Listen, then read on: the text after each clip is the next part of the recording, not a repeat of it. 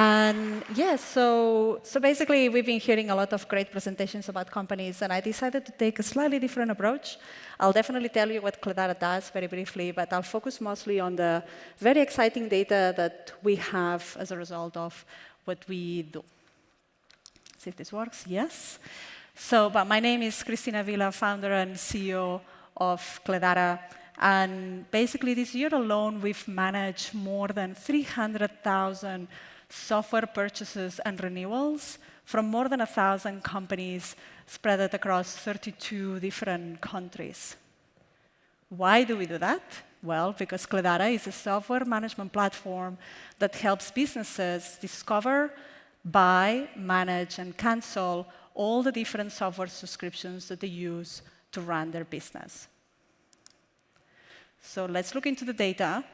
This is very chart heavy, so no worries at taking pictures if you are interested in it. At the end, there'll be a QR code, and you can download the whole presentation and share it with your team if that's what you want to do. So first of all, are there any people in the audience, and thank you for staying until the end, in the audience that are software, that sell software or are founders of a software company? Great. And of those that have raised their hands, any of you have found selling software this year harder than before? Yes. So I don't know if it's good or bad news, but you are definitely not alone, and there is a reason for that. So when we look at all our data, what we are finding is that of all the software budgets that companies have, only 7% at the moment is allocated to new software purchases. The rest is allocated to renewals. This is down to 17% allocated to new software purchases 2 years ago. Here what we see is a chart of or is an index on the propensity of companies to adopt annual contracts.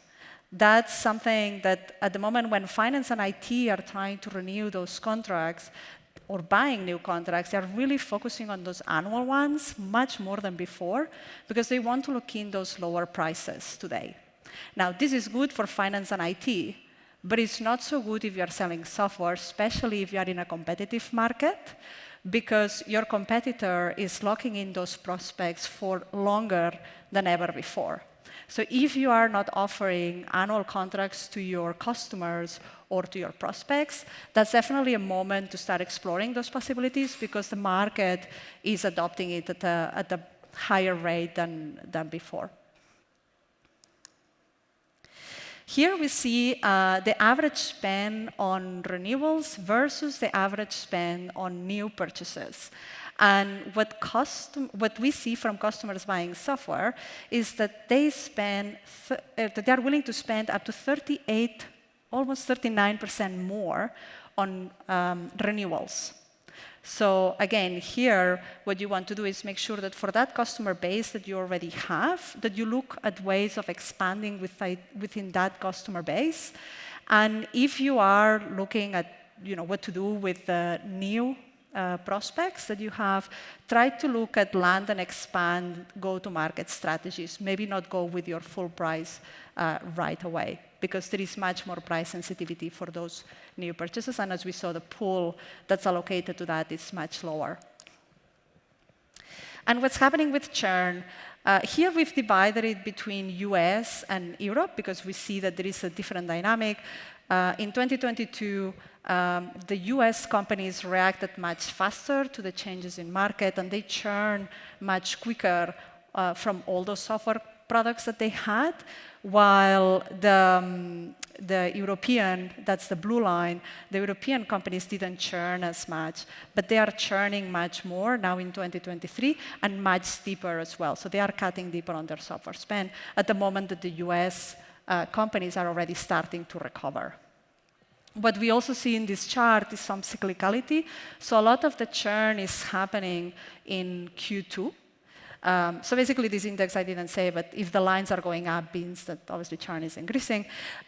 So what we see is this cyclicality in Q2. So for your success managers, probably you want to let them know to take some actions as Q2 is approaching to try to mitigate that wave. The good news is that the software market continues to expand. We run a SaaS Momentum Index every month, where basically here, the blue line we are looking in here, if the line is above 100, means that on average companies are spending more on software compared to the previous month. If it's below 100, on average, they're spending less. And what this means is that what we see here is only in 2 instances, in January 22 and January 23, those lines went below the 100. It means it contracted.